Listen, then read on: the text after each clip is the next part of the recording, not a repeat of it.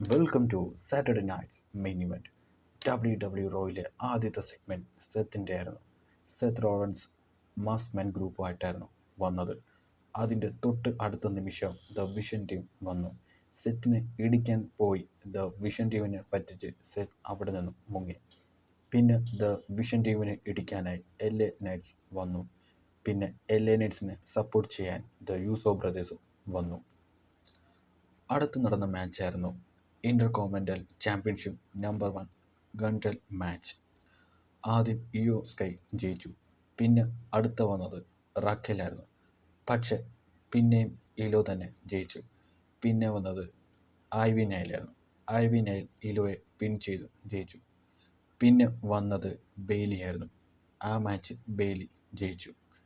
Last വന്നത് ഓസ്കയായിരുന്നു. ആ മാച്ചിൽ ബെയ്ലി ജയിച്ച് AJ ലീയുമായി അടുത്ത റോയൽ ഇന്റർകോണ്ടിനെന്റൽ ചാമ്പ്യൻഷിപ്പ് കളിക്കാൻ അവസരം കിട്ടി. പിന്നെ നടന്ന മാച്ചായിരുന്നു Penta versus El Grande Americano for Intercontinental championship.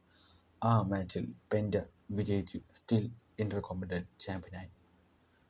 പിന്നെ കാണിച്ചത് സ്റ്റെഫനി വാൽക്കറിൻ്റെ പ്രമോ ലീവിനെ വെല്ലുവിളിച്ചുകൊണ്ട്. അടുത്ത് നടന്ന സെഗ്മെൻ്റ് ആയിരുന്നു ജഡ്ജ്മെൻ്റ് എഴുത്.